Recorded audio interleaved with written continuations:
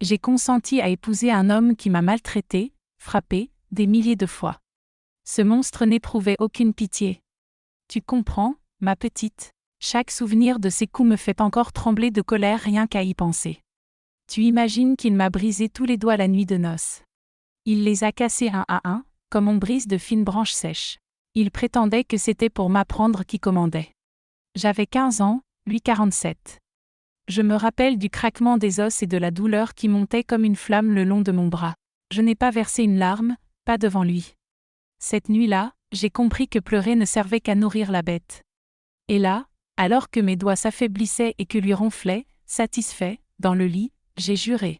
Un jour, il paiera pour chaque os brisé, pour chaque marque violette, pour chaque nuit de peur. Je ne savais pas encore comment. Je m'appelle Marceline Dupontois. J'ai 72 ans, bien sonné, que j'ai célébré il y a quelques mois. Je vis ici, à Saint-Cyprien, depuis ma naissance, dans cette maison en pierre avec un petit jardin devant où je plante mes fleurs. Tout le monde me connaît comme Mamie Mars, la veuve de Lucien Belieu, mère de 3 enfants diplômés, grand-mère de 7 petits-enfants.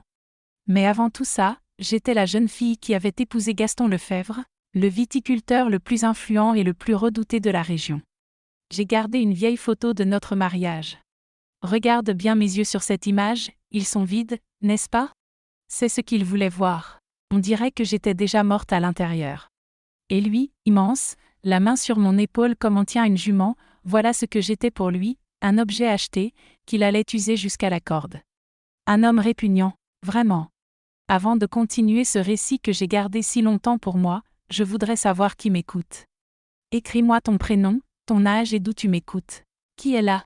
Peut-être y a-t-il quelqu'un de Saint-Cyprien qui m'a croisé au marché du dimanche sans se douter de la souffrance que cette vieille femme traîne dans son cœur.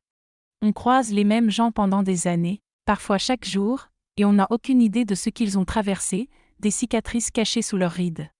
Chaque visage ridé a son histoire, ma petite, et la mienne fait frissonner. Cette maison où je vis aujourd'hui semble simple, modeste, mais elle est propre et soignée. Les meubles anciens que je lustre chaque semaine racontent ma patience. Il y a toujours des fleurs fraîches dans le vase du salon et du café chaud dans la thermos pour ceux qui passent me voir. Mes enfants me disent souvent que je devrais déménager dans un endroit plus moderne, plus facile à entretenir. Mais ici, c'est mon petit refuge, mon havre de paix après tant de douleurs. J'ai élevé mes 3 enfants dans cette maison, avec un amour sans limite. Il y a une chose qui n'a jamais changé ici, c'est cette vieille radio dans le salon, en bois patiné. Elle reste allumée, jour et nuit. Beaucoup trouvent ça étrange, mais le silence m'effraie encore. Dans le silence, j'entends ses pas monter l'escalier, le claquement de la ceinture, ses mots murmurés dans l'ombre. Il vaut mieux que la radio joue, pour me rassurer, ma petite. Le jour où j'ai accepté d'épouser l'homme qui me maltraitait, j'ai aussi juré qu'il paierait pour tout, même si cela devait prendre des années. J'étais encore une enfant. Je ne savais même pas ce qu'un mariage pouvait vraiment être. Je n'avais connu que la douleur et la peur. Ma mère était alitée, crachant du sang à cause de la tuberculose. Gaston me promettait un traitement à Paris si j'étais docile et acceptais de devenir son épouse. Quel choix avais-je? Mais au moment où je disais oui devant cette cérémonie glaciale, une autre promesse se formait en moi. Chaque humiliation serait gravée. Chaque coup, mémorisé. Et un jour, il devrait rendre des comptes. Regarde ma main droite. Tu vois ces doigts tordus? Ils n'ont jamais vraiment guéri. L'auriculaire, le premier à se casser. Celui-ci, lors de la 2e raclée mémorable. Gaston avait cette habitude de briser les petites parties du corps. Il disait que ça me laissait continuer à servir, à travailler, sans qu'on voie trop que j'étais blessée ou devenue un fardeau. Un doigt, une côte, parfois un poignet, jamais assez pour m'empêcher de cuisiner ou de nettoyer la maison. Mais ces mêmes doigts, tordus et douloureux, ont appris à beaucoup de choses avec le temps. Ils ont su dissimuler des documents importants, manier un fusil si nécessaire, et même compter mon propre argent quand j'ai enfin eu le contrôle de mes finances. Et dire que tout a commencé quand je n'étais qu'une petite fille, travaillant dans les quartiers ouvriers du Château Noir-Soleil, fille de lavandière et d'ouvriers viticoles. Des gens simples, honnêtes, qui transmettaient ce qu'ils savaient avec une générosité rare. Mon père pensait que seule l'instruction pouvait nous arracher à cette existence. Il me montrait les lettres en traçant des signes au charbon sur les murs de notre maison. Il répétait sans cesse, le savoir, Personne ne peut te le voler, Mars. Il ignorait alors que plus tard, Gaston tenterait de me dérober même ça. Mais ce que j'ai reçu de mon père est resté ancré en moi. C'était une graine qui a poussé, même dans l'ombre, même sous la peur. Je n'effacerai jamais de ma mémoire le jour où Gaston franchit pour la première fois notre seuil. J'avais à peine 11 ans. Mon père venait de mourir dans un accident dans les vignes. Accident, mon œil. Tout le monde savait qu'il avait payé le prix de son courage, d'avoir osé s'opposer à Gaston en voyant des enfants travailler jusqu'au sang. Les hommes honnêtes n'ont pas longtemps de place au pays des méchants. Ma mère, elle, était déjà malade, épuisée au point de cracher du sang sur ses draps. C'est alors que Gaston a commencé à venir chez nous, apportant de la nourriture et des remèdes pour ma mère. Il s'installait à notre table bancale, engloutissait notre soupe et me fixait avec des yeux de serpent, prêt à engloutir sa proie. Et c'était exactement ce qu'il comptait faire de moi. Au début, il se contentait de m'observer. Puis une main se posait sur ma tête, un contact sur mon épaule qui durait trop longtemps, descendait ensuite le long de mon cou et de mon dos, jusqu'à des lieux où elle ne devrait jamais aller. Ma mère voyait tout, mais que pouvait-elle faire? Trop faible pour se lever du lit, trop faible pour réagir. Et dehors, dans le quartier, tout le monde savait ce qui se passait. Les femmes baissaient les yeux quand nous croisions leur chemin. Les hommes faisaient semblant de ne rien voir. C'était ainsi que tout fonctionnait au château du Noir Soleil. Tout le monde savait qu'une jolie fille ne franchissait pas ses 16 ans, sans être appelée à travailler pour le manoir. Certaines revenaient, d'autres disparaissaient. Certaines revenaient plus tard, le ventre arrondi, et finissaient par tomber dans l'escalier, comme ma sœur aînée. J'avais 14 ans lorsque, ma mère déjà plus morte que vivante, il fit sa proposition. Il entra dans notre maison de terre battue tout plein d'orgueil. Il ôta son chapeau, s'installa sur la seule bonne chaise que nous possédions, et parla comme s'il nous faisait la plus grande faveur du monde. Je vais épouser la petite. Je l'emmène à Paris pour qu'elle soit soignée. Je leur offrirai une vie digne à toutes les deux. Ma pauvre mère, désespérée, le remercia comme s'il était Dieu lui-même. Mais cette même nuit, après son départ, elle me serra faiblement dans ses bras, et murmura à mon oreille, « Survis d'abord, ma fille, venge-toi ensuite. » La veille du mariage, elle sortit de dessous le vieux matelas une poupée de chiffon, avec laquelle je jouais enfant. Elle fit un petit trou dans la couture du dos et en sortit un petit couteau de cuisine. Elle me le donna en cachette, me soufflant, « Garde-le toujours près de toi. Apprends à attendre le bon moment. Le serpent le plus dangereux est celui qu'on ne voit pas. » Ce fut le dernier présent qu'elle me fit. Le lendemain, j'étais déjà poussée à l'intérieur du manoir, vêtue d'une robe blanche qui avait appartenu à la première épouse de Gaston, une pauvre femme morte de fièvre avant ma naissance. Il y a des images qu'on n'efface jamais. Ce jour-là, le jour du mariage, le prêtre ivre ne me regardait même pas, les employés du domaine forçaient un sourire et jetaient du riz. La main lourde de Gaston sur mon bras me traînait dans la maison. Et cette nuit-là, il n'existe aucun mot pour décrire la terreur. J'étais une jeune fille effrayée. Je ne connaissais rien de la vie et lui était un monstre de 47 ans, habitué à faire ce qu'il voulait. Après avoir terminé ce qu'il voulait, il entama sa leçon, me cassant les doigts un par un, prétendant que c'était pour m'apprendre dès le départ qui commandait. Cette photo de mariage dont je t'ai parlé est la seule que je possède de cette époque. Je la conserve pour ne jamais oublier, pour me rappeler d'où je viens et tout le chemin parcouru pour arriver ici. Je la montre à mes petits-enfants quand ils se plaignent de la vie. Je leur dis, regarde les yeux de cette fille, c'était ta grand-mère. Si j'ai survécu à ça, vous pouvez affronter n'importe quelle épreuve. Il observe, reste muet et ne se plaint plus jamais. La jeunesse d'aujourd'hui pense souffrir parce que son téléphone est cassé. Elle ignore ce qu'est la véritable douleur. Dieu merci. Ce qui m'a le plus marqué à cette époque, c'était l'anniversaire de Gaston. J'étais enfermée dans cet enfer depuis presque 2 ans. J'avais appris à baisser les yeux, à répondre « oui, monsieur », à servir en silence pendant qu'il racontait à ses amis politiques comment il m'avait sauvé de la misère, comme s'il était un saint et non le diable qui me tourmentait chaque nuit. Mais ce jour-là, avec la maison remplie de gens influents, le capitaine de gendarmerie, le maire, d'autres propriétaires, il avait trop bu. Et quand l'alcool parle, la vérité se révèle devant tous. Il commença à raconter ce qu'il me faisait, riant de la façon dont on dompte une jument sauvage. C'était la première fois que je sentais la honte et la colère se mêler en moi jusqu'à presque m'embraser. Cette nuit-là, une fois que tout le monde était parti et qu'il s'était effondré ivre sur le lit, Je restais à le regarder dormir. Le petit couteau de ma mère serré dans ma main, le cœur battant si fort qu'il semblait vouloir sortir par ma bouche. J'aurais pu tout finir là, sur le champ, mais quelque chose me retenait. Ce n'était ni la peur ni la pitié. C'était la certitude que la mort serait une punition trop légère pour ce qu'il méritait. La vie m'avait appris à attendre le moment opportun. Cette nuit-là, j'ai véritablement commencé à élaborer ma vengeance.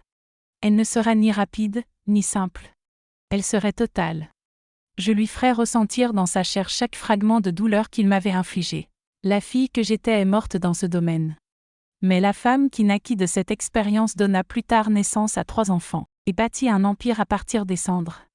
Lorsque je regarde en arrière, je vois tout le chemin parcouru, de la jeune fille terrifiée de 15 ans, à la femme de 82 ans, qui raconte maintenant cette histoire sans que sa voix tremble. Beaucoup d'eau a coulé sous les ponts. Beaucoup de larmes ont séché sur ce visage. Beaucoup de victoires ont été remportées par des mains aux doigts tordus. Et tout a commencé par une décision. Je ne serai pas seulement une victime. Je survivrai, et ensuite, je gagnerai. Le chemin n'a été ni simple ni direct. Il y a eu plus de douleurs que je ne pourrai jamais raconter. Il y a eu du sang, du désespoir, des nuits sans fin. Il y a eu un bébé qui n'est jamais né à cause de sa cruauté. Il y a eu des moments où je pensais ne pas tenir un jour de plus. Mais il y a aussi eu la libération. Il y a eu la justice. Il y a eu une nouvelle chance. Et c'est cela que je veux que vous compreniez, toi qui m'écoutes. Aussi terrible que soit l'enfer que tu traverses, il existe toujours un chemin pour en sortir. Il peut être long, il peut être difficile, mais il existe, et tu es plus forte que tu ne le crois. Encore aujourd'hui, quand je ferme les yeux la nuit, je retourne parfois dans ce manoir. Je sens l'odeur de la cire sur le parquet. J'entends l'horloge du salon sonner les heures. Je sens la peur remonter le long de ma colonne vertébrale en entendant ses pas approcher. Mais alors, j'ouvre les yeux. Je vois ma chambre simple mais propre. Je sens l'odeur du jasmin que j'ai planté à la fenêtre. Je me souviens que j'ai survécu. J'ai gagné. J'ai transformé la douleur en force. Et s'il y a une chose que j'ai apprise, c'est que personne ne peut te briser de l'intérieur si tu refuses de l'être. Mais avant d'atteindre la fin, il faut que je commence cette histoire depuis le début. Sinon, tu ne comprendras pas comment une femme peut affronter un propriétaire viticole devant tout le monde. La vie ne nous rend pas forts du jour au lendemain. On accumule la force peu à peu, comme on rassemble des brindilles sèches pour allumer un grand feu. Je suis né en 1943, dans une cabane simple des quartiers ouvriers du château du Noir-Soleil. C'était une époque difficile. La guerre faisait rage dehors et une petite guerre régnait chaque jour dans le domaine. Nous, enfants d'ouvriers, naissions déjà endettés envers les propriétaires. Mon père travaillait dans les vignes, du lever au coucher du soleil, rentrant à la maison avec les mains à vif et le dos brûlé, mais ne se plaignait jamais devant nous. Ma mère lavait le linge du manoir, ses draps blancs trempés pesaient plus qu'un sac de pommes de terre. Depuis toute petite, j'étais avec elle. Je portais les seaux d'eau. J'étendais les petites pièces sur la corde à linge. Je repassais avec un fer à braise. J'avais commencé à 8 ans, mais il y avait des enfants encore plus jeunes qui travaillaient déjà. Il n'y avait pas d'école pour les habitants des quartiers. L'enfant d'ouvrier naît pour travailler, pas pour lire des livres, répétait souvent Gaston. Mais mon père, Aristide, était différent. Il avait appris à lire grâce à un vieux prêtre de passage dans la région lorsqu'il était enfant, et ce savoir était resté en lui comme un trésor. Le soir, lorsque tout le monde était rentré et que personne ne pouvait le voir, il prenait un morceau de charbon et traçait des lettres sur le mur de notre cabane. A, E, I, O, U, m'apprenait-il, puis des mots, eau, pain, terre. Il me faisait répéter doucement pour que personne n'entende. La connaissance est la seule chose que personne ne peut te voler, Mars, disait-il toujours. Et je répétais ces lettres jusqu'à m'endormir, comme on cache de l'or sous un matelas. Il y avait quelque chose chez mon père que Gaston ne supportait pas. Son regard. Mon père pouvait être pauvre, ouvrier sans terre, mais il avait un regard qui ne se baissait jamais. Il regardait Gaston d'égal à égal, même en sachant que ce n'était pas le cas. Et cela provoquait une rage chez Gaston. On le voyait chaque fois qu'il passait à cheval dans les quartiers. Il s'arrêtait toujours pour échanger quelques mots avec mon père. Ce n'était pas une conversation amicale, c'était un duel silencieux de force. Gaston sur son cheval, mon père debout sur la terre, mais les yeux à hauteur. Et cette tension ne cessait de grandir. Un jour, mon père assista à une scène ordinaire, mais ce jour-là, elle fut la goutte de trop. Un contremaître frappait un garçon d'environ 6 ans, qui avait laissé tomber une corbeille de raisins, le frappant et lui donnant des coups de pied comme s'il s'agissait d'un chien. Mon père laissa tomber ce qu'il faisait et intervint. Il retint le bras du contremaître. « Ne frappe pas cet enfant, c'est un gamin. » Le contremaître cria, l'accusant d'insolence, de manque de respect. Le bruit attira Gaston, qui inspectait les vignes. « Que se passe-t-il ici, Aristide ? Tu remets en question l'ordre de mon domaine ?» Mon père, sans jamais baisser les yeux, répondit. « Monsieur, battre un enfant ainsi n'est pas de l'ordre, c'est de la lâcheté. » À ce moment-là, tous ceux qui étaient prêts retenaient leur souffle. Personne ne parlait ainsi à Gaston. Personne. Le lendemain matin, le corps de mon père fut retrouvé au milieu des vignes. Ils prétendirent que c'était un accident, qu'il était tombé sur sa propre serpe. Mais tout le monde savait. Aucun accident ne laisse une entaille aussi nette dans le cou d'un homme. Aucun accident ne laisse des marques de coups dans le dos. Aucun accident n'arrache toutes les dents de la bouche. Nous l'avons enterré le jour même, sans veillée digne, sans prêtre, sans rien. Gaston offrit même, avec sa générosité, une demi-journée de congé à ma mère pour enterrer son mari.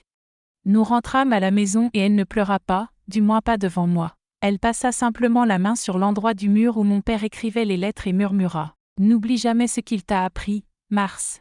Un jour, ce sera important. » Les choses empirèrent après cela. Sans mon père pour aider aux dépenses, ma mère dut travailler 2 fois plus. Elle lavait le linge du manoir, celui des contremaîtres, et même celui des habitants de la ville qui l'envoyaient parce qu'elle avait la réputation de tout rendre impeccable. Elle travaillait tellement que ses mains devinrent comme du papier de verre, remplies de crevasses qui saignaient au contact du savon. Elle mangeait peu pour qu'il en reste davantage pour moi. Elle se couchait tard et se levait avant le soleil. C'est alors que sa toux apparut. Au début, une toux sèche légère, puis elle s'aggrava. Elle tentait de la cacher, couvrant sa bouche avec un tissu, mais je voyais les taches de sang qu'elle essayait de dissimuler. C'était la tuberculose, une maladie qui tuait beaucoup de gens à cette époque, surtout les pauvres, mal nourris, vivant dans des cabanes humides et travaillant jusqu'à l'épuisement. Mais elle ne s'arrêtait pas.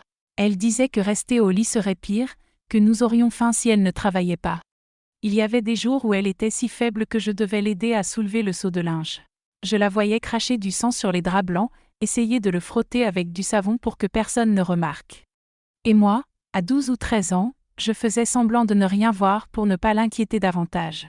C'est à cette époque, peu après la mort de mon père et quand ma mère commença à tomber malade, que Gaston Lèvre commença à visiter notre maison.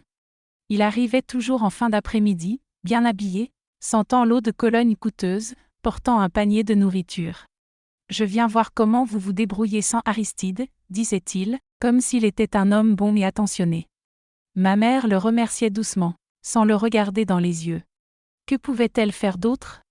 Nous avions besoin de cette nourriture, il insistait toujours pour entrer, s'asseoir un moment, discuter. Mais c'est sur moi que ses yeux se posaient. J'avais 13 ans, maigre et insignifiante, mais il me regardait d'une manière qui me faisait sentir nue, même habillée. Au début, ce n'était que des regards. Puis les attouchements commencèrent. La main sur mon épaule lorsqu'il passait près de moi dans la cuisine, le doigt qui effleurait mon bras quand il me tendait quelque chose. Ils devinrent de plus en plus audacieux. Une fois, alors que ma mère était partie chercher de l'eau au puits, il s'approcha derrière moi et inspira profondément mes cheveux, comme une bête flairant sa proie. Une autre fois, sa main glissa sur ma taille et descendit presque. Je ne peux même pas en parler. Je tremblais de peur, de dégoût, de colère. Mais que pouvais-je faire ? Crier, fuir ou le dire à quelqu'un ? Quand ma mère commença à s'aggraver définitivement, il commença à apporter des médicaments avec la nourriture. Des médicaments coûteux que nous n'aurions jamais pu nous offrir. Prends soin de ta petite maman, Marceline. Nous discuterons plus tard de la façon dont tu me remercieras, disait-il avant de partir. Ma mère, de plus en plus faible et désespérée, acceptait tout. Quel choix avait-elle ? Voir sa fille unique mourir de faim, ou accepter l'aide de l'homme qui avait probablement fait tuer son mari ? Les nuits devinrent de plus en plus terribles. Il apparaissait après la tombée de la nuit, entrant sans frapper comme s'il était le propriétaire. Ma mère était déjà alitée, trop faible pour se lever, fièvre élevée, délire. Il restait un moment avec elle, lui donnait ses médicaments, puis venait me chercher, « Viens ici, Marceline, je veux juste discuter. » Il s'asseyait près de moi, passait sa main dans mes cheveux, me disait que j'étais jolie, que je devenais une jeune femme. Il me posait des questions sur ma vie, si j'avais déjà fleuri, si j'aimais déjà un garçon des quartiers.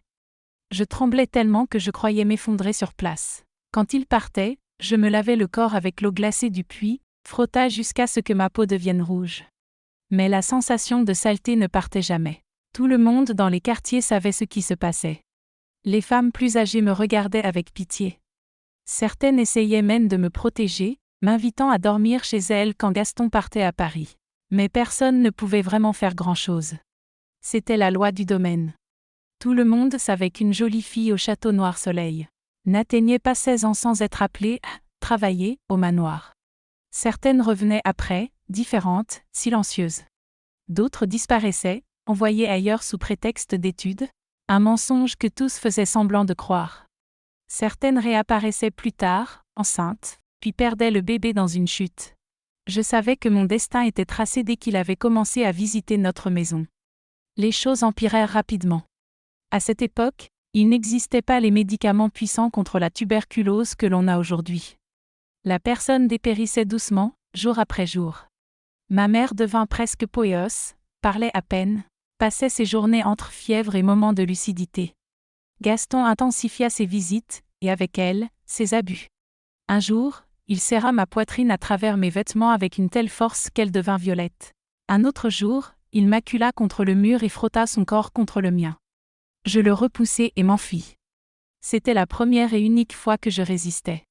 Le lendemain, aucun médicament ne vint pour ma mère. Pas de nourriture non plus. Message reçu. C'est quand j'avais 14 ans, et que ma mère était au bord de la mort, qu'il apparut avec sa proposition. Il était plus élégant que jamais. Cheveux impeccablement coiffés, barbe rasée, chaussures si brillantes qu'elles reflétaient la lumière. Il s'assit à notre table bancale, ôta son chapeau et parla comme s'il faisait la plus grande faveur du monde. Je viens résoudre votre situation. Je vais épouser Marceline. J'emmène madame se faire soigner à Paris. Je vous offre une vie digne à toutes les deux. Je restai paralysée, incapable de croire ce que j'entendais. Mariage, j'avais 14 ans. J'étais encore une enfant. Mais dans la logique de ce monde, j'étais déjà considérée comme adulte. Ce qui me terrifia le plus, c'était la réaction de ma mère. Elle, qui m'avait toujours protégée comme elle pouvait, qui souffrait en silence en voyant ce qui se passait, saisit la main de Gaston avec ce qu'il lui restait de force et le remercia. Elle le remercia comme s'il était Dieu en personne, offrant le salut. À ce moment, j'eus l'impression que le dernier port de sécurité venait de s'effondrer. Mais cette même nuit, quand il partit et que nous restâmes seuls, elle m'appela près du lit, si faible que sa voix à peine audible me parvenait.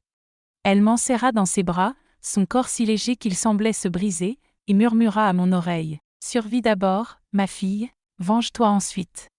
Ces mots allumèrent une petite lumière en moi. Petite, fragile, mais lumière quand même. Ma mère ne m'avait ni trahi ni vendu. Elle m'enseignait à survivre. Elle m'enseignait que parfois, il faut faire semblant d'accepter la défaite pour pouvoir se battre un autre jour. C'était la stratégie du faible contre le fort, du petit contre le géant. Cette nuit-là, alors que ma mère dormait agitée par la fièvre, je répétais sa phrase comme un mantra, survivre d'abord, se venger ensuite. Les préparatifs du mariage furent rapides. Gaston ne voulait pas attendre. Il fit confectionner une robe blanche pour moi, ironique et cruelle pour celle qui avait déjà tant souffert de lui. Il engagea un prêtre venu d'une autre ville, qui ne posa aucune question sur l'âge de la mariée. Il commanda gâteaux, boissons, nourriture, et invita les gens les plus importants de la région. Tout était pour montrer à quel point il était généreux, sauveur, bonhomme. Dans les quartiers, les femmes chuchotaient, les hommes baissaient la tête quand ils me voyaient passer. Personne ne pouvait rien faire. Personne ne pouvait jamais rien faire contre Gaston. La nuit avant le mariage, ma mère eut un moment de lucidité entre deux accès de fièvre. Avec difficulté, elle m'appela près d'elle. Elle sortit de sous le vieux matelas une poupée de chiffon avec laquelle je jouais enfant. Elle fit un petit trou dans la couture du dos et en retira un petit couteau de cuisine, de ceux qu'on utilise pour éplucher les fruits. Elle dépensa ses dernières forces pour me le donner en cachette et murmura « Garde ça toujours près de toi, Mars. Apprends à attendre le bon moment. Le serpent le plus dangereux est celui que personne ne voit. » Ce petit couteau, rouillé, manche en bois usé, fut le dernier cadeau que je reçus de ma mère. Le lendemain, j'étais déjà habillée en mariée, conduite au manoir pour épouser l'homme qui avait détruit notre famille. Le même homme qui, quelques mois plus tard, me briserait les doigts un par un, la nuit de noces. Le même homme qui m'imposerait des tourments que même dans mes pires cauchemars, je n'avais pas imaginé. Le même homme que, des années plus tard, j'affronterai la tête haute, sans peur, devant toute la société. Curieux, comme la vie tourne, n'est-ce pas? La fille terrifiée de 14 ans, sur le point d'être dévorée par un monstre, devrait un jour grandir et devenir son propre cauchemar. Mais pour que cela arrive, beaucoup d'eau devait encore couler sous les ponts. Beaucoup de souffrances, beaucoup de larmes, beaucoup de sang. Parce que la vengeance n'est pas un plat qu'on sert froid du jour au lendemain. La vraie vengeance se cuisine à feu doux, pendant des années, assaisonnée avec patience et détermination. Et quand elle arrive enfin, la vengeance doit être reconnue, mais personne ne sait encore son goût. Le mariage n'était ni cérémonie ni fête. C'était une sentence. Le matin de ce jour, des domestiques du manoir vinrent me chercher. Elles entrèrent dans notre maisonnette sans frapper, m'empoignèrent presque, me traînèrent. Ma mère, si faible dans son lit, réussit à peine à lever la main pour me dire au revoir. « Souviens-toi de ce que je t'ai appris. » C'est tout ce qu'elle put murmurer. Elles m'emmenèrent dans une chambre au fond du manoir. Me plongèrent dans une baignoire d'eau glaciale, frottant ma peau jusqu'à ce qu'elle brûle. Puis elles m'habillèrent d'une robe blanche 2 fois trop grande pour moi. Cette robe avait appartenu à la première épouse de Gaston, une pauvre femme morte de fièvre des années auparavant. Tout le monde savait que c'était un mensonge, qu'il l'avait battue jusqu'à ce qu'elle ne se relève plus. La robe avalait mon corps d'enfant. Les domestiques la fixèrent avec des épingles, mais même ainsi, elle faisait drap sur moi. Elles peignèrent mes cheveux avec force, arrachant les nœuds. Elles appliquèrent un rouge à lèvres vermeil si épais que je crus sentir de la cire dans ma bouche. Quand elles eurent terminé, je me regardai dans le grand miroir de la chambre. Je n'ai pas reconnu la personne que j'y voyais. Ce n'était plus Mars, fille de la lavandière et du travailleur viticole. C'était une poupée brisée, habillée en mariée, yeux morts, bouche trop rouge. La cérémonie eut lieu dans le grand salon du domaine, celui au lustre en cristal et au sol brillant de cire. Une vingtaine de personnes au maximum, politiciens locaux, quelques propriétaires, le capitaine de gendarmerie, des gens importants. Aucun parent à moi, pas qu'il y en ait eu de vivants à proximité. Les employés du domaine se tenaient debout au fond de la salle, forcés à sourire et applaudir au bon moment. Le prêtre, un vieil homme d'une autre ville, ne posa aucune question sur mon âge et était déjà ivre avant de commencer. Il trébuchait sur les paroles sacrées, balbutiant les formules. Quand il demanda si j'acceptais Gaston comme mari, je ne répondis pas. Il répéta la question. Gaston serra mon bras avec une telle force que j'eus l'impression qu'il allait le déboîter. Oui, et je répétais doucement, sans croiser le regard de quiconque. Puis est venu le déjeuner. Je n'ai rien touché. Ma gorge était nouée, impossible même de déglutir. Gaston, lui, engloutissait tout pour deux. Il faisait lever ses invités, les incitant à porter un toast à sa jeune épouse. Il racontait comment il m'avait sauvé de la misère. À chaque toast, il me regardait, un mélange de pitié et de répulsion dans leurs yeux. Moi, je fixais le sol, muette et raide. Les femmes des politiciens et des propriétaires se jetaient des regards complices et chuchotaient entre elles. Personne ne croyait à ce mariage. Tout le monde savait ce que cela signifiait, un homme puissant achetant une fille pauvre. Quand la nuit est tombée, la partie que je redoutais le plus a commencé. Gaston titubait déjà, ivre et souriant. Il m'a traîné à l'étage jusqu'à la chambre principale. En bas, les invités faisaient des plaisanteries grossières, criaient des obscénités, riaient. Il a claqué la porte derrière nous et s'est tourné vers moi. « Maintenant, tu es ma femme. Tu vas apprendre le respect et l'obéissance. » Il a retiré sa ceinture, l'a enroulée autour de son poing. C'est à ce moment que j'ai compris que l'enfer ne se trouve pas après la mort. L'enfer pouvait être une chambre dans un domaine viticole du sud de la France. Ce qui s'est passé cette nuit-là est indicible. L'esprit enterre certaines horreurs pour nous permettre de continuer à vivre. Quand cela a pris fin, j'étais étendue sur le lit, ressentant des douleurs dans des parties de mon corps dont j'ignorais qu'elles pouvaient souffrir. Puis il a saisi ma main droite, l'a posée sur le bord du lit et a commencé à tordre mon auriculaire en arrière, me fixant dans les yeux. C'est pour que tu comprennes dès le départ qui commande ici. Il a plié chaque doigt jusqu'à ce que je voie des points noirs danser devant mes yeux. Puis le suivant, puis le suivant. Quand il eut terminé, ma main brûlait, mes doigts étaient enflés et changeaient de couleur. Dans les jours qui ont suivi, j'ai reçu ma première leçon dans cette maison. Résister ouvertement ne faisait qu'aggraver la douleur. La première fois que j'ai osé dire non à un ordre, il m'a giflé si fort que ma mâchoire a failli se décrocher. La seconde fois, un coup de pied dans le dos m'a coupé le souffle. J'ai compris qu'il fallait être rusée plutôt que courageuse. Survivre valait plus que la fierté. J'ai appris à incliner la tête, à répéter « oui, monsieur », à accomplir mes tâches en silence, à faire semblant de ne pas entendre les humiliations. Je baissais les yeux le jour pour garder ma dignité la nuit. La vie au manoir était écrasante. Je me levais avant le soleil pour préparer son petit déjeuner. Si le café était tiède, le pain mal coupé ou le fruit mal présenté, c'était moi qui subissais les conséquences. Ensuite, je nettoyais la maison, repassais ses vêtements, préparais le déjeuner, servais, puis nettoyais encore. Il y avait des domestiques, pourtant il insistait pour que je travaille moi aussi. Pour que tu n'oublies jamais d'où tu viens, disait-il. Au milieu de ce chaos, il aimait m'appeler à n'importe quelle heure. Soudain, il abandonnait tout et me traînait à l'étage sans explication. Je devenais esclave le jour, jouais la nuit. Le pire, c'était lors de ses visites. Gaston recevait politiciens, officiers, juges et propriétaires, autour de dîners fastueux avec mets raffinés et vins chers. Il m'obligeait à servir à table, à rester debout dans un coin, tandis que les hommes parlaient et riaient. Il aimait humilier en public. « Marceline, viens ici. Raconte à mes amis comment je t'ai sauvée de la misère. » Et je devais le remercier, montrer combien j'étais chanceuse, combien il était généreux. Pendant ce temps, les hommes plaisantaient, me jaugeaient de haut en bas, se moquant dans leurs regards. Les épouses des invités faisaient comme si je n'étais qu'un meuble parmi d'autres.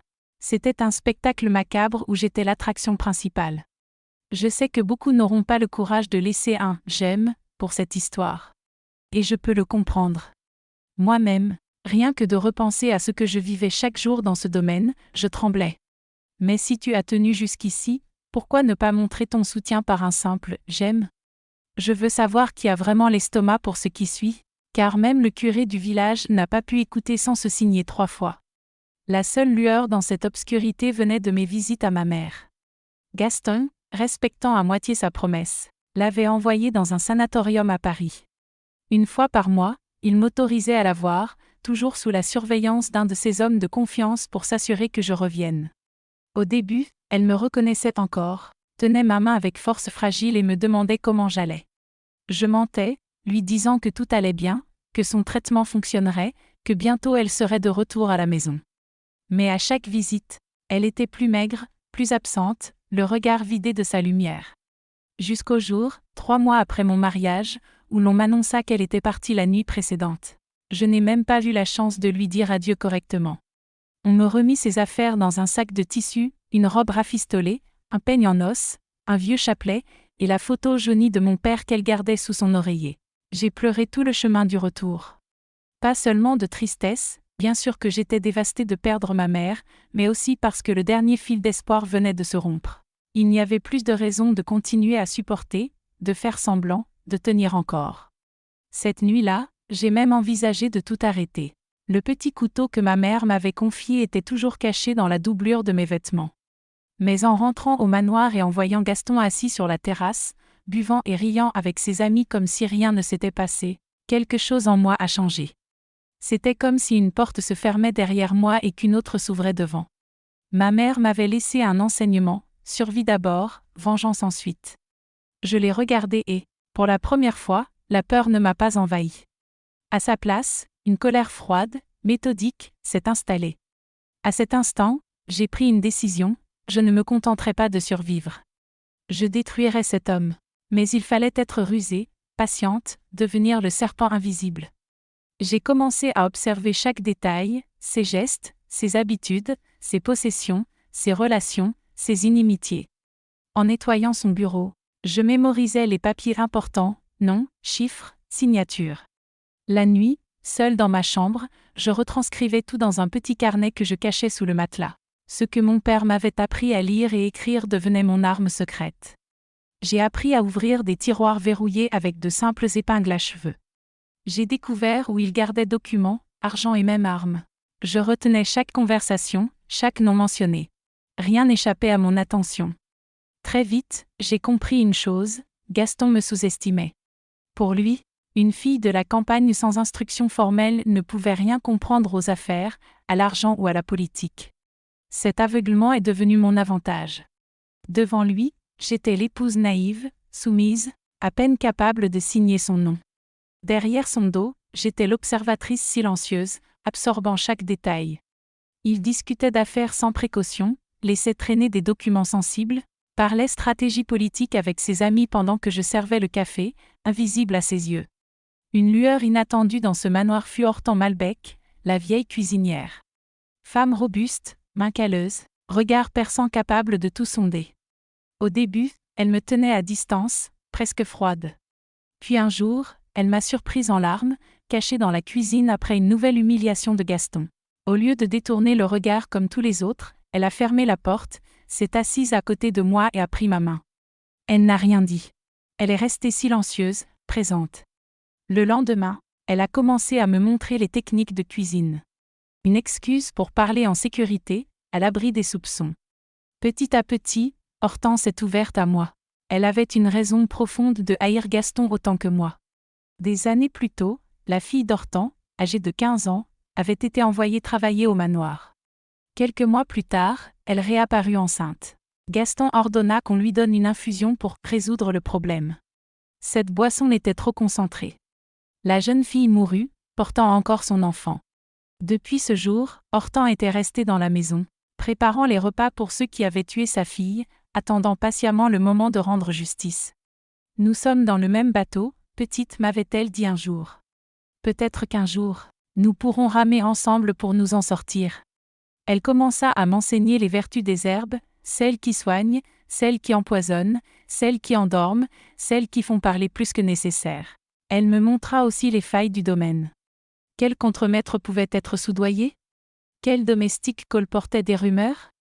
Quel politicien était loyal et lequel ne l'était que par intérêt? Elle connaissait chaque recoin, chaque secret de cette maison après plus de 30 ans de service. La connaissance, petite, c'est le vrai pouvoir, répétait-elle, sans savoir qu'elle reprenait les mots de mon père. Avec le temps, quelque chose d'inattendu se produisit. Gaston, content de ma soumission apparente, commença à me laisser plus de liberté. Il me fit jouer le rôle d'hôtesse lors des réceptions politiques du domaine. Moi qui n'avais fait que servir des assiettes et disparaître, je devais désormais accueillir les invités, converser avec leurs épouses, circuler parmi eux. Je portais des robes fines, des bijoux coûteux, faisant semblant d'être l'épouse heureuse et comblée. Ce rôle était difficile, mais il m'offrait un accès privilégié à des conversations, à des informations, à des personnes que je n'avais vues que de loin auparavant. C'est lors d'une de ces réceptions que tout changea. Je servais les liqueurs aux hommes après le dîner. Ils étaient déjà ivres, parlant fort, se vantant les uns des autres. Gaston racontait comment il avait agrandi les terres du domaine ces dernières années. L'un des invités, un avocat de Bordeaux, légèrement éméché, laissa échapper. Les documents que nous avons fabriqués ensemble étaient vraiment une idée brillante, Gaston. La moitié des paysans ne savaient même pas lire ce qu'ils signaient. Ceux qui refusaient, nous les avons convaincus autrement. N'est-ce pas? Tous rirent, Gaston y compris. À ce moment, j'ai compris. Une grande partie des terres du domaine avait été subtilisée aux petits propriétaires par des faux documents et des menaces. Cette révélation était comme découvrir une clé. Si je pouvais prouver cela, je pourrais non seulement ruiner la réputation de Gaston, mais aussi le faire tomber légalement. Cette nuit-là, j'attendis que tout le monde s'endorme, puis je me faufilai jusqu'au bureau. Je fouillai tiroirs et armoires jusqu'à mettre la main sur un dossier contenant les documents fonciers. Je ne pouvais pas les emporter avec moi. Cette nuit-là, je passai des heures à recopier les informations importantes. Nom, date, numéro, tout devait être exact. Avant que le soleil ne se lève, je retournai dans ma chambre, glissant le papier dans la doublure de ma robe. C'était risqué, mais pour la première fois, j'avais un plan concret. J'avais compris qu'il me fallait changer de stratégie avec Gaston. Jusqu'alors, je subissais en silence. Je me pliais à ses ordres, sans résister, mais aussi sans aucune satisfaction. Désormais, je décidai de paraître plus agréable, plus soumise, mais également plus disponible. Je souris davantage, m'enquis de sa journée, touchai sa main sans y être contrainte. Chaque fibre de mon être hurlait de dégoût, mais mon objectif dépassait ma fierté. Et cela fonctionna. Il commença à se détendre près de moi, à me faire plus confiance, à surveiller mes moindres gestes moins attentivement. Les raclées devinrent plus rares. Je reçus la permission de circuler seul dans le domaine, parfois même d'aller en ville.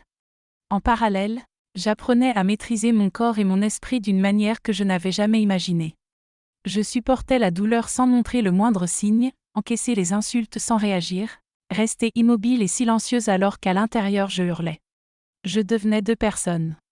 La Marceline extérieure, obéissante et souriante, et la Marceline intérieure, attentive, mémorisant, planifiant. Je suis devenue invisible pour pouvoir tout voir, écrivis-je dans mon carnet secret. Et c'était vrai. Plus je devenais invisible, moins il me voyait comme une menace, et plus je voyais clair. Les mois passèrent. 1 an, puis 2. J'avais 16 ans, puis 17. Je n'étais plus cette fillette terrorisée au jour de mon mariage. J'étais une jeune femme qui avait appris l'art de survivre dans l'école la plus cruelle qui soit. Mes doigts n'avaient jamais complètement guéri. Ils restaient tordus, rappel constant de ce contre quoi je luttais. Mais mon esprit, lui, était plus aiguisé que jamais. Le petit carnet caché dans le matelas avait doublé, puis triplé, rempli d'informations, de plans, de secrets. Pas à pas, patiemment, je tissais une toile autour de Gaston. Une toile qui finirait par se refermer avec force. Ce que je ne savais pas, c'est que le destin allait m'offrir une impulsion inattendue. Quelque chose qui transformerait ma froide détermination en une fureur brûlante. Quelque chose qui ferait passer mon plan de vengeance du futur au présent. Parce qu'il y a des choses qu'une femme peut supporter pour elle-même. Mais quand cela touche ce qui fait partie de vous, la patience s'épuise. Et c'est exactement ce qui se produisit un matin où je me réveillais nauséeuse, étourdie, avec la certitude qu'un enfant de Gaston grandissait dans mon ventre. Au début, je refusais d'y croire. Pendant 3 jours, je me réveillais malade, étourdie, dégoûtée par des aliments que j'adorais auparavant. Je pensais à une maladie, quelque chose attrapé en ville. Puis, peu à peu, le calcul me frappa, mes règles, toujours régulières, avaient cessé. À cette époque, il n'existait pas ces tests de pharmacie. On savait par le corps, par les signes que la nature révélait. Et mon corps hurlait une vérité que mon esprit refusait d'accepter. J'attendais un enfant de Gaston, une partie de lui qui grandissait en moi. Au début, je perdis pied. Je ne savais pas si je devais pleurer, hurler ou m'enfuir. Un bébé, innocent, sur le point de naître au milieu de cet enfer. Une partie de moi frissonnait d'horreur rien qu'à y penser. Une autre partie, insoupçonnée jusque-là, ressentait une étrange envie de protéger cette vie fragile. Ce petit être serait-il mon salut? Gaston changerait-il de comportement? Cesserait-il la violence? Me considérerait-il davantage en tant que mère de son héritier?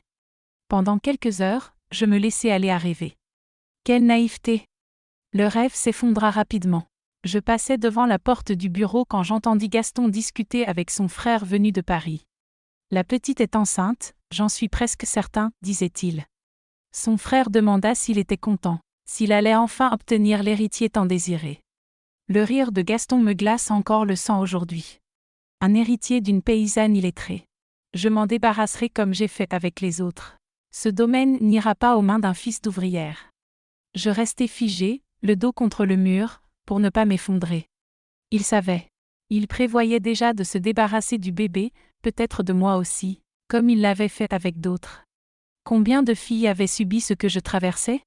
Combien d'enfants n'étaient jamais venus au monde? Une haine brûlante me submergea, me coupant presque le souffle.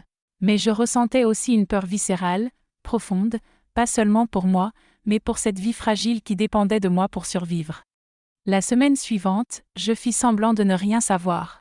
Je continuais à servir son petit déjeuner, à nettoyer, à préparer les repas, comme toujours, dissimulant mes nausées du mieux possible. À l'intérieur, la panique me rongeait. Je devais protéger mon enfant. Je devais fuir. Mais où? Comment? Chaque fois qu'une femme tentait de quitter le domaine sans permission, les hommes de main de Gaston la ramenaient. Et ce qui suivait était pire que tout ce qui aurait pu la pousser à partir. Hortense avait remarqué. Bien sûr qu'elle avait remarqué. Cette femme avait des yeux capables de lire l'âme. Un après-midi, alors que je l'aidais dans la cuisine, elle s'approcha et murmura « Tu attends, n'est-ce pas ?» Je ne pus répondre. Je laissai seulement couler mes larmes. Elle serra ma main avec force et dit, « Nous trouverons une solution. Ce n'est ni le premier ni le dernier, mais cette fois, ce sera différent. » Je ne compris pas tout de suite ce qu'elle voulait dire, mais une petite lueur d'espoir s'alluma pour la première fois depuis des jours. Puis vint un vendredi où tout bascula. Gaston donnait un dîner de prestige pour des politiciens venus de Paris, des personnalités importantes, le nouveau capitaine de gendarmerie, un juge, le maire.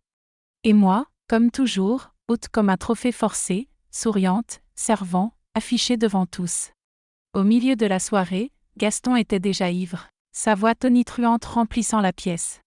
Il se vantait, riait fort, comme si le monde entier lui appartenait. Un invité, cherchant à le flatter, osa demander quand le couple offrirait enfin un héritier à la société. Avant que je puisse détourner la conversation, une domestique jalouse, médisante, laissa échapper quelque chose. D'après ce que je vois sur les vêtements que je lave, ça ne devrait pas tarder. Le silence qui suivit tomba comme un coup de tonnerre. Tous les regards se tournèrent vers moi, puis vers Gaston. Il se leva lentement, le visage rougi non seulement par l'alcool mais aussi par la colère. « Est-ce vrai ?» demanda-t-il d'un calme plus terrifiant qu'un cri. Je ne répondis pas. Mon visage avait déjà trahi la vérité. Il se tourna vers les invités et exhiba ce sourire faux que je connaissais si bien. « Excusez-moi, messieurs, je dois avoir une conversation privée avec mon épouse. » Sans attendre, il me saisit par le bras et me traîna hors de la salle à manger. Les invités firent semblant de ne rien voir, reprenant leur discussion bruyante, levant leurs verres. Personne ne s'immiscerait dans une affaire de famille. Gaston me tira jusqu'à l'étage vers la chambre principale. Je trébuchais, tentant de suivre son rythme. « Alors, tu es enceinte » murmura-t-il entre ses dents. « Tu pensais me tromper? Me faire porter un bâtard ?» Il me projeta contre le mur avec une telle violence que des étoiles dansèrent devant mes yeux. Je tombai au sol, me recroquevillant instinctivement pour protéger mon ventre. Ce qui suivit est presque impossible à raconter. Certaines horreurs, la mémoire les enterre pour nous permettre de continuer à vivre. Je sais seulement qu'il me battit comme jamais auparavant. Pas seulement avec des gifles, pas seulement avec la main ouverte. Cette fois, ses poings, ses pieds, tout ce qu'il trouvait devint arme contre moi. Ses cris me transperçaient, il jurait d'arracher ce bâtard, qu'aucun enfant d'ouvrière ne toucherait jamais à ce qui lui revenait. À un moment, il me saisit encore et me traîna dans le couloir. J'étais étourdi, le monde flottant autour de moi. Je me souviens seulement d'avoir été poussé, de sentir le vide sous moi et de dégringoler les escaliers. Chaque marche me heurta, mon corps souffrant de chaque impact. Je repris conscience dans le lit exigu d'une petite chambre où dormaient habituellement les domestiques. La première sensation fut une douleur fulgurante, comme si mon corps se déchirait en deux. Puis vint une humidité chaude entre mes jambes. Je soulevai le drap et vis le sang, partout. Et je compris immédiatement, j'avais perdu mon enfant. Hortense était assise à mes côtés, essuyant mon visage avec un linge humide. Je pleurais comme jamais, submergé par une douleur plus profonde que la douleur physique. Une douleur de perte, d'impuissance, de ne pas avoir pu protéger cette vie fragile. Quand je pus enfin calmer mes sanglots, je remarquai que ma jambe droite était immobilisée avec des planches et des chiffons. « Elle est gravement cassée », expliqua Hortense d'une voix basse et ferme. L'os avait percé la peau. Hortense expliqua doucement que la guérison serait longue et que je boiterais peut-être pour toujours. C'est alors que je remarquai qu'elle conservait quelque chose avec soin dans un petit baluchon de tissu. Quand je lui demandai ce que c'était, elle me regarda droit dans les yeux et murmura « Une preuve. Le petit ange qui n'a pas pu rester. Un jour, le monde saura ce qu'il a fait. » Puis, à voix basse, pour que je sois la seule à entendre, « Maintenant, tu as une raison suffisante. » À cet instant, quelque chose changea en moi. Ce n'était plus la décision froide, calculée que j'avais prise des années auparavant. C'était un feu que rien au monde ne pourrait éteindre. J'avais perdu ma mère, mon enfance, mon innocence. Maintenant, j'avais perdu mon enfant. Je ne laisserai plus rien me glisser entre les doigts. Je ne patienterai pas un jour de plus. Gaston Lefebvre venait de signer son arrêt de mort ce soir-là. Il me fallut presque un mois pour marcher à nouveau. Pourtant, il continuait de m'imposer des tâches. Je traînais ma jambe brisée à travers la maison, accomplissant les corvées, le servant malgré la douleur. Parfois, elle était si intense que je m'évanouissais, mais cela ne semblait pas l'atteindre. Au contraire, il paraissait satisfait de me voir souffrir. Il ne mentionna plus jamais la grossesse. Pour lui, Le problème était réglé. Pour moi, la phase finale de mon plan commençait. Durant ma convalescence forcée, même blessée, je consolidais toutes les preuves amassées au fil des ans, les documents fonciers falsifiés que j'avais copiés en cachette, les notes sur ces affaires illégales avec des politiciens, la liste des paysans expulsés sous menace, les lettres d'autres filles qu'il avait abusées avant moi. Certaines, Hortense m'avait aidé à les obtenir, d'autres venaient des domestiques qui avaient tout vu. Tout fut soigneusement rangé dans un sac cousu dans la doublure du matelas. L'opportunité parfaite survint plus tôt que je ne l'espérais. Gaston allait fêter ses 50 ans. Et il décida de donner une grande réception, une célébration politique. Il visait une candidature à la députation et voulait impressionner les chefs de parti. Il invita les autorités de Paris, la presse locale, toute la haute société de la région. Même sa famille, habituellement absente, frères, cousins, neveux, arriva de loin pour l'occasion. C'était le cadre parfait. Toutes les personnes dont j'avais besoin comme témoins étaient réunies au même endroit. La semaine précédant la fête, Gaston était trop absorbé par les préparatifs pour me surveiller. Cela me donna la liberté de finaliser mes arrangements. Hortense devint ma complice la plus précieuse. Elle connaissait chaque employé du domaine, savait en qui on pouvait avoir confiance, qui nourrissait une rancune secrète contre Gaston, qui oserait se positionner le moment venu. Petit à petit, nous semâmes les graines, préparâmes le terrain. Quelque chose d'important va se passer à la fête, murmurait-elle aux autres femmes de la cuisine. Gardez l'œil ouvert, soyez prêtes. 2 jours avant l'événement, Gaston m'appela dans son bureau. Mon cœur s'emballa, avait-il découvert quelque chose? Mon plan avait-il fuité? Mais non, il voulait seulement m'instruire sur la manière de me comporter. Il y aura des invités importants. Je veux que tu sois bien habillé, que tu parles peu et que tu souris beaucoup. Ils te poseront des questions sur notre vie, sur notre mariage. Tu sais quoi répondre. C'était le discours habituel avant tout événement social. Mais ce qu'il ignorait, c'est que cette fois, j'avais préparé un tout autre discours.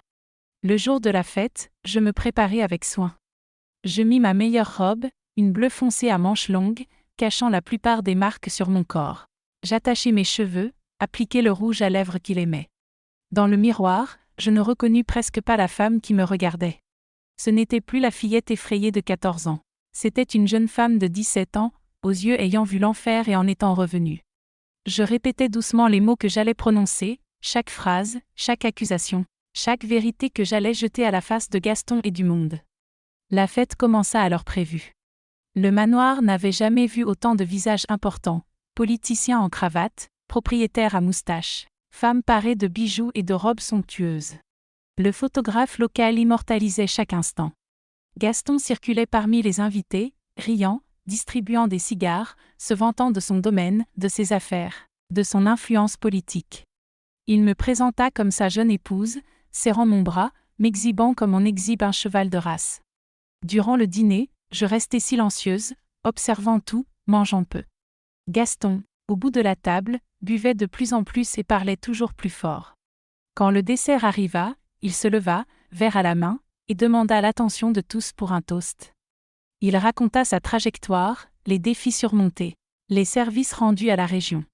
Puis il fit quelque chose d'inattendu, il m'appela à prendre la parole.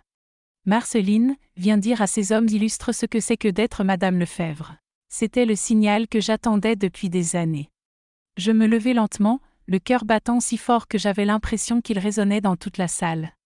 Je pris mon verre, balayai la pièce du regard, voyant tous ces visages fixés sur moi, certains curieux, d'autres ennuyés, aucun prêt à entendre ce qu'une paysanne avait à dire. Je veux remercier tous ceux présents ici aujourd'hui, commençai-je, la voix plus ferme que je ne l'aurais cru possible. Gaston souriait, sûr que j'allais suivre le script habituel. Il est important d'avoir des témoins pour ce que je vais dire. Son sourire vacilla. L'homme que vous connaissez comme Gaston Lefebvre, que vous appelez bienfaiteur, homme honorable, pilier de la société, est un monstre, un abuseur, un assassin. Le silence qui tomba dans la salle fut absolu, comme si tout le monde retenait sa respiration. Je vis le visage de Gaston passer de la confusion à la colère en un instant. Il fit un pas vers moi. Mais avant qu'il ne puisse m'atteindre, je sortis de la poche de ma robe le premier document et le levai pour que tous puissent voir. Voici le document falsifié qu'il a utilisé pour voler les terres de familles paysannes. Il porte sa signature et celle du juge du planier présent à cette table. Le juge s'étrangla avec son vin, rouge comme une pivoine. Je n'accordai à personne la chance de m'interrompre. Document après document, je révélai chaque crime, chaque abus, chaque pot de vin, chaque acte illégal. Voici le registre des pots de vin versés au précédent capitaine de gendarmerie. Voici le contrat illégal de vente de terre appartenant à l'État. Puis, je sortis le petit baluchon qu'Hortan avait conservé, la preuve de mon enfant, tué à 2 mois quand Gaston m'avait jeté dans les escaliers en découvrant ma grossesse. À mesure que je parlais, Gaston s'avançait vers moi, le visage défiguré par la haine. Mais alors, quelque chose d'inattendu se produisit. Hortan entra dans la salle, suivi de 3 jeunes femmes, toutes d'anciennes domestiques du domaine, victimes de ses abus au fil des années. L'une d'elles portait un bébé dans les bras. « C'est votre fils, monsieur, dit-elle à voix haute. Celui que vous m'avez ordonné de faire disparaître avec une tisane, mais que je n'ai pas perdu. J'ai caché ma grossesse et je me suis enfuie. » Le chaos éclata. Les femmes de la fête étaient horrifiées. Certains hommes, indignés, d'autres visiblement mal à l'aise, car chacun avait ses secrets. Gaston hurla, jurant que tout était mensonge, que j'étais folle, que ces femmes étaient des traînées inventant des histoires. Alors, je fis ma dernière révélation. Je relevai la manche de ma robe, montrant mes bras marqués, les cicatrices de brûlures de cigarettes, les os mal ressoudés. Puis je relevai l'ourlet de ma jupe, dévoilant ma jambe encore déformée par la récente fracture. Voilà ce qu'il fait à ceux qui vivent dans cette maison. Demandez aux domestiques. Demandez à quiconque n'a pas peur de parler. Cet homme n'est digne du respect de personne. C'est un monstre sous une peau humaine. Fou de rage, Gaston se rua sur moi. Mais pour la première fois, je ne reculai pas. Je restai immobile, le regardant droit dans les yeux. Il sortit son revolver de l'holster sous sa veste. « Je vais en finir avec toi maintenant, salope menteuse, cria-t-il, pointant l'arme sur ma tête. Je fermai les yeux, prête à ce qui viendrait. Si je mourais là, au moins, j'avais dit la vérité. Mon âme était lavée. Mais le coup ne vint pas. J'entendis des bruits de lutte. J'ouvris les yeux et vis 2 hommes saisir Gaston par derrière. L'un était le nouveau capitaine de gendarmerie, encore intègre et hors de sa poche. L'autre, plus surprenant encore, était le propre frère de Gaston. « Ça suffit, Gaston, dit-il. J'ai toujours su que tu n'étais pas un homme bien, mais je n'ai jamais imaginé que tu irais si loin. » Le capitaine arracha l'arme des mains de Gaston tandis qu'il se débattait, écumant de rage. « Monsieur Gaston Lefebvre, vous êtes en état d'arrestation pour le meurtre d'un enfant à naître, tentative d'homicide, falsification de documents et autres crimes qui seront désormais investigués. » Il fut menotté devant tous ses invités prestigieux, politiciens qui riaient de ses plaisanteries quelques instants plus tôt, dames qui feignaient de ne pas voir les hématomes sur mon corps. Alors qu'on l'emmenait dehors, il criait que j'allais payer, que cela ne resterait pas ainsi, que je n'aurais jamais un jour de paix. Mais pour la première fois depuis des années, je n'eus pas peur. C'était fini. La vérité avait éclaté. Le monstre avait été mis à nu devant tous. Impossible désormais d'étouffer ce scandale. Tout s'est enchaîné comme une tornade. Gaston a été conduit à la prison de la ville. L'affaire a fait la une, pas seulement du journal local, mais jusqu'à Paris. Propriétaire viticole arrêté après que son épouse révèle des années de violence et de crimes, titrait-on. Peu à peu, d'autres victimes ont pris la parole. Elles racontaient des histoires semblables à la mienne. La police a découvert des documents que je n'avais pas pu obtenir. Une enquête a été ouverte sur ces affaires, sur une fortune bâtie sur le mensonge et la brutalité. 2 jours après son incarcération, j'ai appris la nouvelle. Gaston avait été retrouvé mort dans sa cellule. Il s'était fabriqué un couteau de fortune à l'intérieur de la prison. Il laissait derrière lui une lettre écrite à la hâte. Il m'accusait de diffamation, clamait son innocence, prétendait que j'avais tout inventé par vengeance ou par désir de s'approprier sa richesse. Certains l'ont cru, mais de plus en plus nombreux étaient ceux qui voyaient la vérité. Sa mort ne m'a pas procuré le soulagement attendu. Aucune joie, aucune satisfaction. Juste un vide étrange, comme si je m'étais préparé à un combat sans jamais savoir quoi faire à sa fin. Il avait échappé à la justice des hommes par la voie la plus simple, mais il ne pourrait jamais fuir le jugement divin ni celui de l'histoire. La ville s'est scindée après ces événements. Certains me voyaient comme une héroïne, courageuse, ayant dénoncé un prédateur puissant. D'autres m'accusaient de détruire un homme respecté. Les femmes de la société m'ignoraient désormais, même celles qui avaient été témoins de l'horreur. Certains politiciens liés à Gaston ont propagé des rumeurs. Ils disaient que je ne cherchais que l'argent, que mon mariage avait été calculé depuis le départ. Le pire fut la famille de Gaston. Frères, cousins, neveux, ces gens qui à peine se montraient auparavant et qui se désintéressaient du domaine, surgissaient maintenant tels des vautours. Ils contestaient le testament qui me désignait comme héritière, écrit des années plus tôt, quand ils croyaient pouvoir me contrôler à jamais. Ils ont engagé des avocats parisiens, cherchant à me déposséder, prétendant que notre mariage était invalide parce que j'étais mineure au moment des noces. Ils ont juré vengeance, clamant que je paierais cher d'avoir sali le nom de la famille. Je me suis retrouvée seule dans une bataille sans fin. J'avais terrassé le monstre, mais ses ombres m'encerclaient partout. C'est alors que j'ai compris, la guerre n'avait pas pris fin cette nuit-là. Elle venait seulement d'ouvrir un nouveau chapitre. Et si j'avais tenu jusque-là, je pouvais aller encore plus loin. Je n'avais plus rien à perdre. Tout ce que je pouvais perdre, je l'avais déjà perdu. Ma famille, mon enfance, mon innocence, même un enfant que je portais en moi. Il ne restait plus que la victoire à conquérir. Dites-moi maintenant, dans vos commentaires. Ai-je franchi la ligne en exposant tout devant tout le monde, en sachant que cela détruirait non seulement lui, mais toucherait aussi toute sa famille, même les innocents? Si vous aviez été à ma place, après des années de souffrance et la perte d'un enfant, auriez-vous choisi une autre route? Que feriez-vous si vous aviez marché dans mes chaussures cette nuit-là? La lutte que j'ai lancée ce soir-là s'est étirée bien plus longtemps que je ne l'avais imaginé. Sur le moment, j'avais cru qu'en révélant la vérité, en mettant Gaston face à ses crimes devant la société, la justice agirait rapidement et sans détour. Quelle naïveté de ma part! La bataille ne faisait que commencer, et elle allait être la plus longue et la plus éprouvante de toutes. La famille de Gaston s'est abattue sur moi comme une tempête.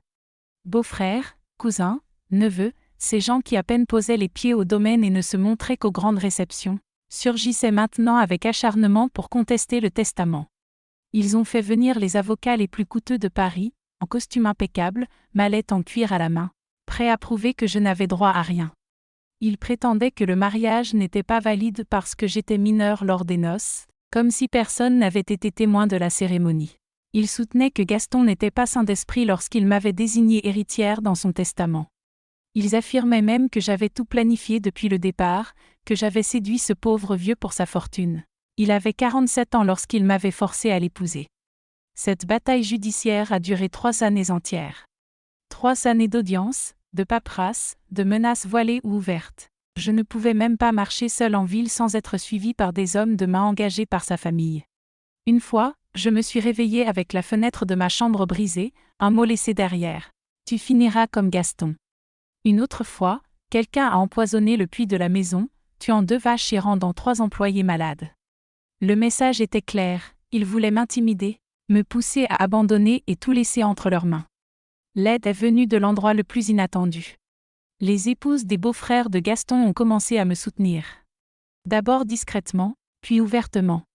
Nous savons ce qu'il était vraiment, m'a confié l'une d'elles un jour, à la porte de l'église. Mon mari est pareil. Il ne m'abuse pas seulement parce que mon père a autant d'argent que lui. Petit à petit, elles se sont rassemblées, formant un groupe de soutien. Elles ont témoigné en ma faveur pendant les procès, confirmant les abus dont elles avaient été témoins au fil des années. L'une d'elles a même avoué que Gaston avait tenté de l'abuser lors d'une fête, à l'insu de son mari. Hortense a également été un pilier dans cette lutte. Même après la mort de Gaston, elle est restée à mes côtés. Elle connaissait chaque recoin de la famille, chaque pièce secrète, chaque sordide secret. J'ai travaillé pour les Lefebvre pendant des années, me disait-elle. Je connais leur saleté mieux que le diable lui-même. Et elle a révélé, un par un, tous les méfaits de la famille. Comment Gaston s'était enrichi en exploitant les ouvriers, en volant les terres des humbles, et en concluant des affaires illégales avec des politiciens corrompus. À la fin, le juge n'a eu d'autre choix que de confirmer mon droit à l'héritage. Après tout, j'étais légalement la veuve de Gaston et le testament était en ordre. J'avais remporté la bataille judiciaire, mais je ne voulais pas toute la victoire. Certaines parcelles de terre n'auraient jamais dû appartenir aux Lefebvre. Des terres confisquées à des familles modestes, qui n'avaient aucun moyen de se défendre. Des ouvriers dépouillés du peu qu'ils possédaient à cause de l'avidité de Gaston. J'ai passé des mois à examiner les anciens documents, contrats et actes. Quand j'ai finalement retrouvé les véritables propriétaires, J'ai pris une décision qui fit scandale dans la ville. J'ai revendu ces terres aux familles pour une somme symbolique, parfois à peine le prix d'un repas. Tu es folle, tu jettes l'argent par les fenêtres, disait-on. C'est juste du remords, murmuraient d'autres. Personne ne comprenait que je ne voulais pas de richesse entachée de sang. Je n'ai conservé que le cœur du domaine, le manoir et ses champs autour. C'était suffisant pour repartir à zéro, et c'est exactement ce que j'ai fait. Mais je ne voulais pas élever le bétail ni cultiver des vignes comme Gaston. Je cherchais quelque chose de différent, quelque chose qui serait à moi, et non à lui. C'est alors qu'Hortense m'a parlé de sa grand-mère. Une femme qui maîtrisait l'art de cultiver des herbes médicinales rares. Pas les herbes ordinaires, mais des plantes aux vertus puissantes et presque oubliées. Sa grand-mère disait que c'était un don transmis par les ancêtres, réservé aux mains de celles qui pouvaient réellement les faire pousser. J'ai décidé de tenter l'expérience. Je n'avais rien à perdre. J'ai commencé sur un petit lopin de terre, avec les graines précieuses qu'Hortense gardait comme un trésor. Au début, tout le monde se moquait de moi. La veuve de Gaston se met maintenant à la sorcellerie, chuchotait-on au marché.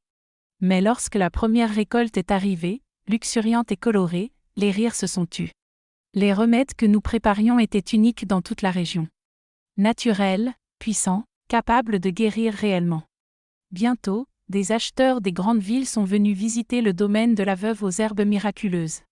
Mais le plus important n'était pas seulement ce que je cultivais, mais les personnes que j'avais invitées à partager ce travail avec moi. J'ai ouvert le domaine aux femmes en difficulté dans la région. Des veuves comme moi, des mères seules, des femmes fuyant des maris violents. J'ai créé une sorte de coopérative où chacune avait sa part, son travail, sa dignité. Ici, personne n'est domestique ni patronne, disais-je. Chacune mettait ses compétences au service des autres et toutes partageaient les récoltes. C'était une idée révolutionnaire pour l'époque, surtout venant d'une femme seule comme moi. C'est à ce moment-là que j'ai rencontré Lucien. Les herbes médicinales avaient attiré l'attention du gouvernement, qui a envoyé un botaniste pour étudier nos méthodes et voir si elles pouvaient être reproduites ailleurs. Il est arrivé un après-midi de septembre, un homme dans la trentaine, veuf, à la voix douce et au regard respectueux. La première chose qui m'a frappée, c'était la manière dont il s'adressait aux femmes de la coopérative. Il les écoutait vraiment, les regardant dans les yeux, sans jamais les interrompre. Il était si différent de tous les hommes que j'avais connus que j'avais l'impression qu'il venait d'un autre monde. Lucien vivait en ville, mais il venait chaque jour au domaine pour étudier nos cultures. Nous passions des heures à parler de la terre, des anciennes techniques que Hortense m'avait transmises, et des projets que j'avais pour la coopérative. Peu à peu, nos échanges sont devenus plus personnels. Il m'a parlé de son épouse, morte en couche avec leur enfant. Je lui ai révélé une partie de mon histoire, mais pas tout. Je n'étais pas prête à tout confier. Il n'a jamais insisté, jamais forcé, jamais exigé davantage que ce que j'étais prête à dire. Après plusieurs mois de visites quotidiennes, il m'a demandé si je consentais à ce qu'il tienne ma main en marchant dans les champs. Puis-je, a-t-il demandé avec une délicatesse qui m'a presque fait pleurer. Aucun homme ne m'avait jamais demandé la permission pour quoi que ce soit. Aucun ne s'était préoccupé de ce que je voulais ou non. Je lui ai laissé ma main, mais elle tremblait si fort qu'il le remarqua. « Ce n'est pas obligé aujourd'hui, murmura-t-il en la relâchant doucement. Nous avons tout le temps du monde. Pour la première fois, j'ai pensé que je pourrais peut-être, juste peut-être, refaire confiance à un homme. La guérison n'est pas venue d'un coup, et elle n'a jamais été facile. Il m'a fallu presque 2 ans pour dormir une nuit entière sans me réveiller en sursaut, craignant de voir Gaston à ma porte. 5 ans pour pouvoir laisser Lucien m'étreindre sans paniquer. 10 ans pour arrêter de cacher des couteaux sous l'oreiller ou dans les poches de ma robe de chambre, même mariée à un homme bon, même en sachant que j'étais en sécurité. La peur restait, comme une cicatrice qui se ravive à l'approche de l'orage. Lucien n'a jamais perdu patience, jamais tenté de me précipiter, jamais fait sentir que mes traumatismes étaient un fardeau. Chacun porte son histoire, me disait-il. La tienne t'a forgé comme l'acier. Si tu mets du temps à faire confiance, c'est parce que tu as appris à la dure que la confiance peut faire mal. Il m'a conquise non pas avec de grands gestes, mais avec de petites attentions quotidiennes. Il demandait avant d'entrer dans ma chambre, annonçait chaque geste, ne haussait jamais la voix, même quand nous étions en désaccord. C'était comme apprendre une langue nouvelle après avoir vécu toute ma vie au milieu de cris et de violences. Nous nous sommes mariés quand j'avais 20 ans. Une cérémonie intime, seulement avec ceux qui comptaient vraiment. Hortense, les femmes de la coopérative, que j'avais fini par considérer comme une famille. Quelques voisins fidèles, restés à mes côtés dans les moments les plus sombres. Cette fois, ma robe m'allait parfaitement. Le « oui » venait du cœur, pas de la peur. La nuit de noces fut douce, faite de patience et de tendresse. Pas de cris, pas de douleur, seulement le calme et la sécurité. Nous avons tout le temps qu'il faut, murmura Lucien cette nuit-là. Il n'y a aucune urgence. Mais moi, j'étais prête à tourner définitivement la page et à réécrire mon histoire avec une nouvelle encre. L'année suivante, notre premier enfant est né, un garçon vigoureux que nous avons appelé Aristide, en hommage à mon père. Puis vinrent 2 autres enfants. Mathilde, avec le regard déterminé de ma mère, et Étienne, toujours le sourire facile. Je leur ai transmis des valeurs que je n'avais jamais connues chez Gaston. Respect, gentillesse, égalité. J'ai appris à mes garçons que la force ne sert pas à blesser, mais à protéger, et qu'on ne doit jamais confondre pouvoir et droit de nuire. Mes filles ont grandi en sachant qu'elles avaient le droit d'exiger respect et considération, qu'elles avaient une voix, un choix et une vie qui leur appartenaient. La coopérative a grandi avec eux. Ce qui avait commencé avec une poignée de femmes cultivant des herbes est devenu une entreprise respectée, réunissant plus d'une centaine de travailleuses. Dans les années 70, nous avons commencé à exporter vers Paris. Dans les années 80, le marché européen nous a ouvert ses portes, offrant de bons prix pour nos remèdes naturels, sans aucun produit chimique. Je suis passée de veuve incomprise de Gaston à femme d'affaires reconnue, invitée à donner des conférences et à partager notre méthode ailleurs. Les femmes de la région, victimes de violences, savaient qu'elles pouvaient trouver refuge dans la coopérative. Nous offrions plus qu'un travail, un nouveau départ, une communauté, la sécurité. Bien sûr, tout n'a pas été facile. Même avec le succès et les années, certains habitants ne m'ont jamais pardonné. Pour beaucoup, surtout les plus âgés, je restais celle qui a détruit Gaston. À la messe, certaines dames refusaient de s'asseoir sur le même banc que moi. Dans les commerces, des vendeurs traînaient pour me servir, même si j'étais arrivée la première. Les enfants des anciens amis de Gaston apprenaient à leurs enfants à m'éviter. C'était le prix à payer pour avoir affronté non seulement un homme, mais tout un système qui protégeait des hommes comme lui. Mais il y eut aussi des instants de réconciliation inattendus. Plus de 10 ans après la mort de Gaston, une visite surprenante arriva au domaine. Une femme élégante, la quarantaine, se présenta. « Je suis Élodie Lefebvre, fille du premier mariage de Gaston, dit-elle. » Je restai figée sur place. J'avais cru qu'elle venait chercher une revanche tardive, prête à rouvrir d'anciennes blessures. Mais son geste m'a laissé sans voix. Elle a tendu la main, l'a serrée fermement et murmuré « Merci d'avoir fait ce que je n'ai jamais eu le courage d'accomplir. » Nous avons passé l'après-midi à parler longuement. Elle m'a raconté comment son père l'avait abusée depuis ses 8 ans. Comment sa mère savait mais fermait les yeux, trop effrayée par le prix de la confrontation. Comment elle avait été envoyée dans un pensionnat à Paris à 13 ans, non pas par privilège, mais comme punition pour avoir menacé de parler. Comment elle avait porté seule cette douleur pendant des décennies, croyant être la seule à avoir vécu cela. Quand j'ai vu ce que tu as fait, ce que tu as révélé devant tout le monde, j'ai d'abord ressenti de la colère, a-t-elle avoué.